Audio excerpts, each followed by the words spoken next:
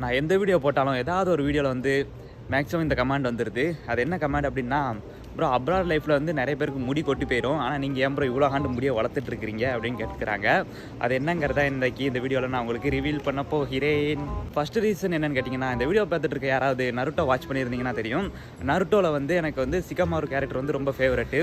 So சிகமாரு character பார்த்ததுக்கப்புறம் எனக்கு அதே மாதிரி லாங் ஹேர் வச்சு பின்னாடி குடுமி போடலாம் அப்படின்ற ஒரு ஐடியா வந்தது. பட் குடுமி போடுற அளவுக்கு இன்னும் அது ஹைட்டு வரலைங்கிறதுனால இன்னமும் வளர்த்துட்ருக்கிறேன்.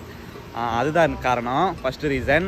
ஸோ ரெண்டாவது ரீசன், அதுக்கு ஒரு அனிமி தான் காரணம். அது என்ன அனிமி அப்படின்னு பார்த்தீங்கன்னா, அட்டாக் அண்ட் டைட்டன்ஸ் எனக்கு ரொம்ப பிடிக்கும். அட்டாக் அண்ட் டைட்டன்ஸில் ஈரன் ஏக்கரையும் ரொம்ப பிடிக்கும்.